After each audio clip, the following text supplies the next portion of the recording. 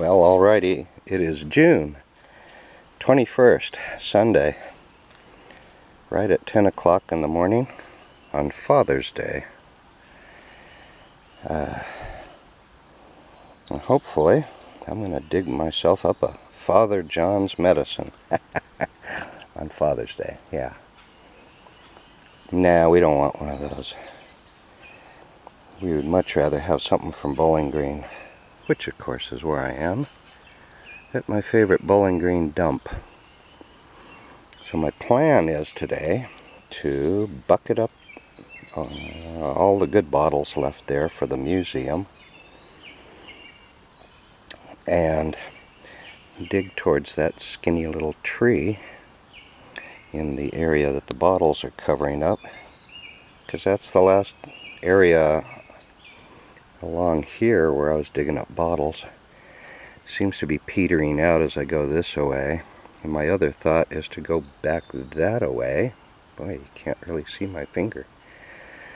In that direction there's still some fair amount of dump, and back in this way not a lot of room between there and the creek, and it peters out real quick, at least as far as glass goes. There seems to be some dump still there, maybe worthy of a much later visit, coming from the creek direction perhaps. I don't know. Eventually I'm going to shovel all this back in the hole here. There's way too much glass and rubble sitting up top to make it look appropriate, whatever that means. Anyway, I might go in that direction first, because I got the feeling when I cut into here I'm going to be sloughing it all down there. Anyway, that's the plan. We'll get back to you when we have something to show for the plan.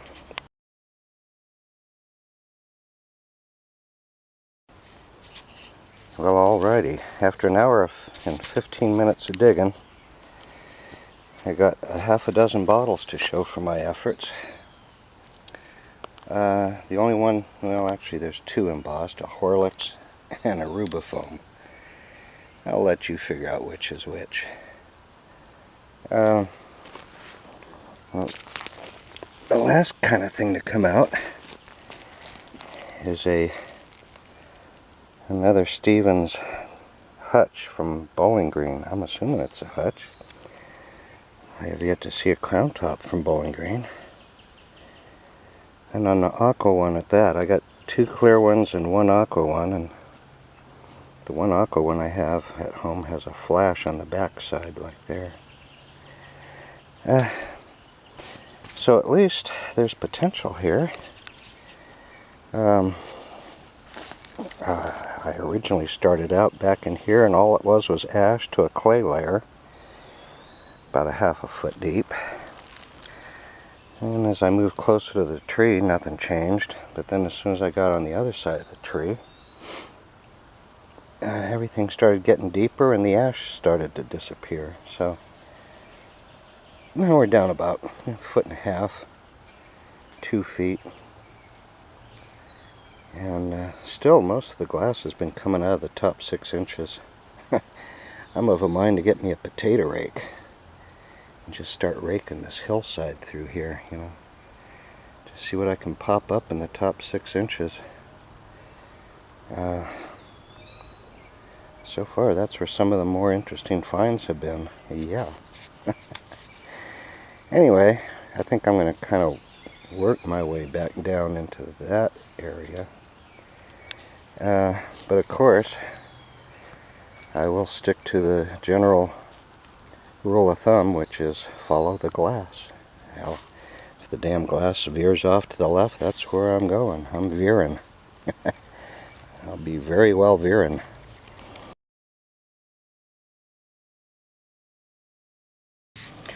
Well, as of the last time, I dug up a really cool fruit jar glass cap. Doesn't say what it goes to, but it's got a patent date. And it's a fancy one, so I'm sure it's probably worth as much as the jar. And then a strange extract bottle. I can make out Fine Extracts Grocer Company, it looks like. And then the rest of it I can't make out. Maybe I can with the camera here. Oh, excuse me. TE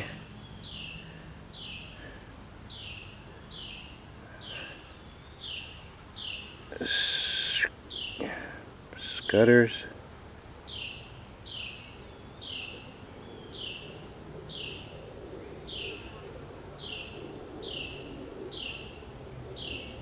I can't make it out without my glasses. Anyway, Hemingway. We have included, or added, I should say, to our bottle pile somewhat. Unfortunately, well, the fortunate part is 5 are embossed. The unfortunate is 4 of the embossed are so common I cringe at thinking of taking them home and washing them out. Yeah, that's the way it goes some days. Anyway, I'm going to give it hell one more. I just pulled out a big pan and an old saw. Look at that thing. Big old saw blade. No wonder I had to wrestle with it to get it out. Good Lord. Anyway, I think I'm just about done for the day. The heat and humidity are starting to creep in, and only the slightest of breezes has just started. So I think I'm toast. But I shall plug on for a little bit longer. Yep. Still haven't found that Bowling Green soda yet. Or any remains of the broken one.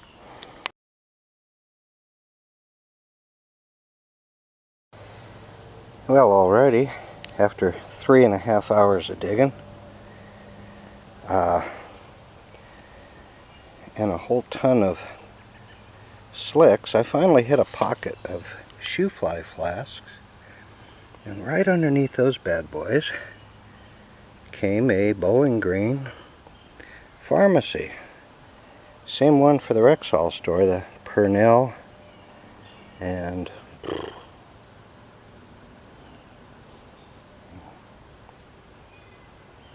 Davis? Yeah, that sounds different.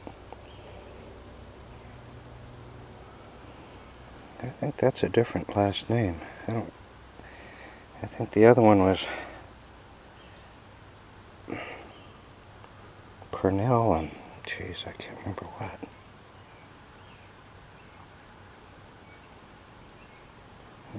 Davis does not sound familiar all of a sudden. Anyway, it's an early unlisted from Bowling Green. I'll take it all day long. Then the other cool thing is a mystery bottle. It's a triangular.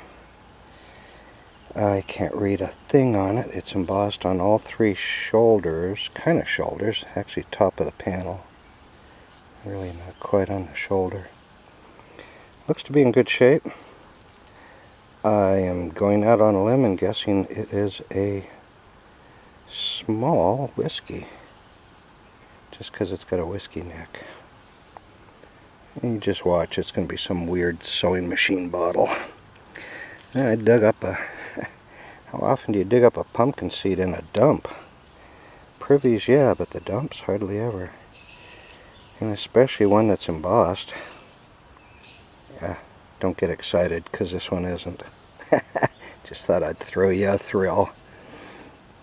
And then the other cool thing, one of the other cool things, is this really cool ex-basin jar. But it's got all the stenciling on the base. Yeah, that is the jar.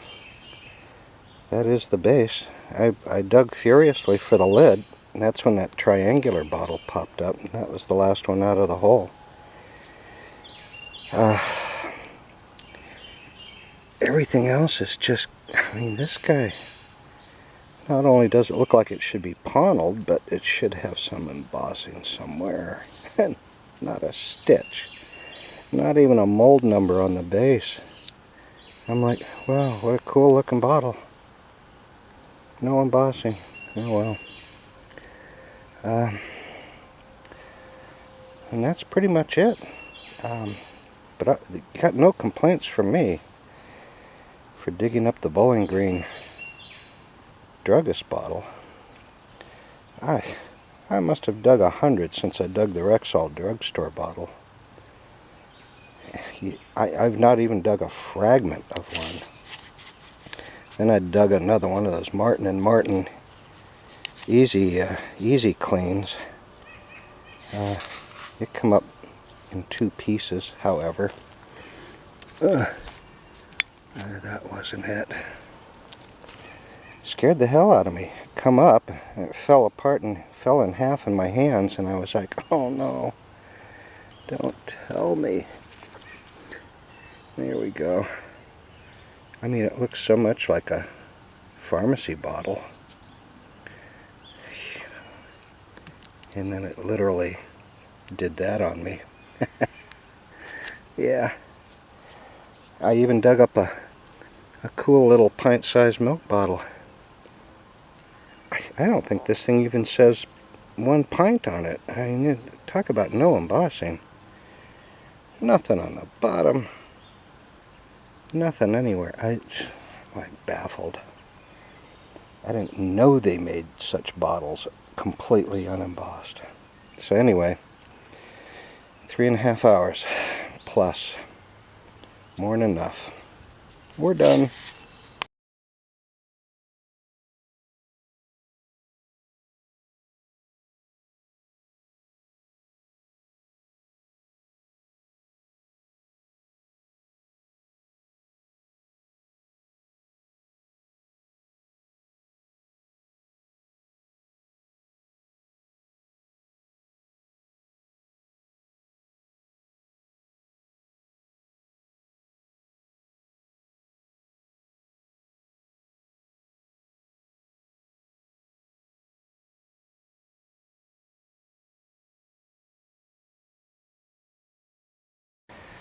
Well, alrighty, it is, what is this, Tuesday, June 23rd, at about 12:30 in the afternoon, of course. And even though it's only 2 days after the last day I was here the day before yesterday, Father's Day, and even though I'm still sore, I figured, you know, the weather's not supposed to be out of the mid-70s today. So I figured I better take advantage, even though it poured like hell last night. With this great canopy of overgrowth here, it didn't get too badly soaked. Especially the area I plan to dig today. Anyway, I showed up to fill up a bucket full of junkers for the museum, and laying on the top of my dirt pile because of the rain, looky what I find. I tossed that puppy out as probably the last thing out of the dig on Sunday. BB bitter mineral water. That one doesn't look familiar to me. But then I couldn't swear by any of them since there's a half a dozen of them. Yeah. Anyway, that's only the second shard that I've dug up of a bitter mineral water. First one that actually says BB on it. The other one was broken above where it said bitter water. Anyway, I'm gonna have fun matching it up when I get home. See if it's one of them. I mean, one of those that are listed. The other shard that I dug up is not listed, so yeah, at this point I'll take any whole BB bitter mineral water. I don't care. Listed, unlisted. As long as it's in one piece. Even if it's not, I'll glue the damn thing together. Anyway, I am mainly here to look for my pot lid. I dug up a pot lid jar or base on Sunday with X-Basin all over the bottom of it. Awards this and metals that. And I did a search for it, and there's two possible lids. One a shaving cream, well, they're both shaving cream. One just writing, and another one has an early looking eagle on it. I'd love to find the one with the eagle on it. But again, I'll take whatever pops up at me. And it was near the surface, I remember that. So, unlike the BB Bitter Mineral Water shard, I don't remember that at all. Not at all. It must have been covered in mud and the rain washed it off. It was smiling at me as you see it. Good thing it wasn't flipped over. I would have never noticed it. It would have looked like another. Numerous pottery shards that you see in the dumps, you know, like these. So anyway, gotta sling dirt. Talking doesn't get me bottles. Nope.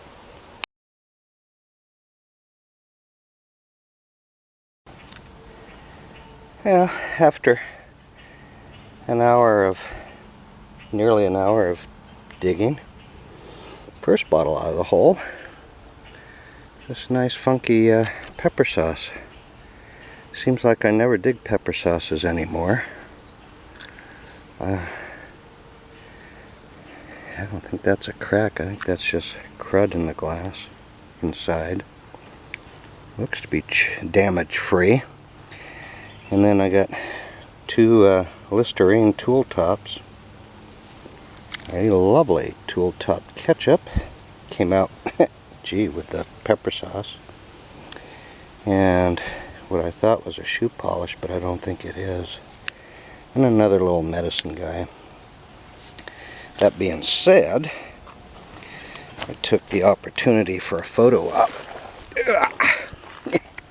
because there is embossing on this panel, and boy, I didn't wiggle that at all. So it did not come out easy. Embossing on this side. Let me guess. It's one of those wine of Cardouilles, it looks like. I can almost see the writing looking sideways on it.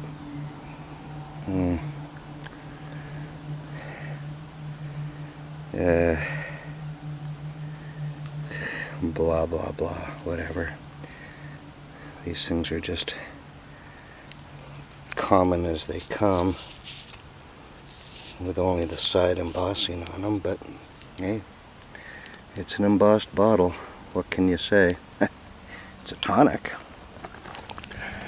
It's not a mineral spring, but hey, you just can't have everything. No. Alright, well, after about an hour from the last time I stopped and took a break, I have found not much. I got me one of those cobalt blue phosphorus bottles, Vichy salt or Vichy something, and an ultra rare Hamlin's Wizard Oil, 1890s style, and a lamp.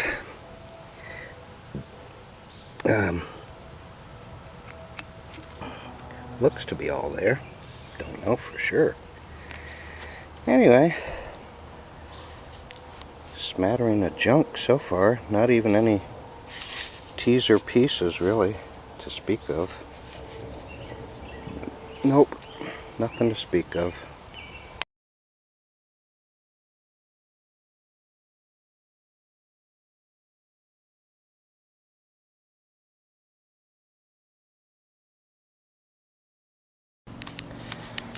Well, I'm sure it's past 3 hours worth of digging. And the big crier of the day, we finally dug a crier. A broken munyon's pawpaw. And I thought I threw up the main shard that told me what it was. I've never even dug a broken one before, so I had no idea what the heck it was. I just saw a lion on an amber panel, and then I saw the little pawpaw tree panel, and I knew what it was. Anyway, got a few things made it worthwhile. Another Bowling Green, but this bad boy's got a, well, he's got a crack right there. You can see it right in the shoulder. So I've got 3 with cracks and 1 without. Oh well. It was a good day. Yeah, good day.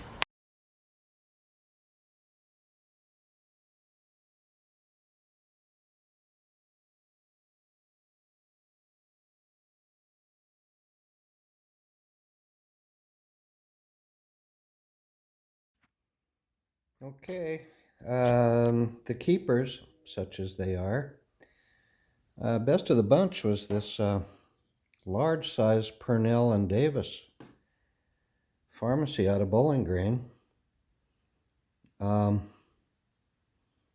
Still unlisted anywhere, although I'm sure it would be updated in Johnny's book if he were still around.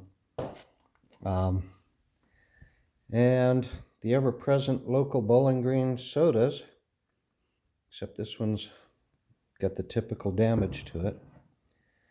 The oldest thing I have found in this dump so far has to be this X-Basin, I'd call it a pot lid, but it's actually the pot base. It's the pot itself.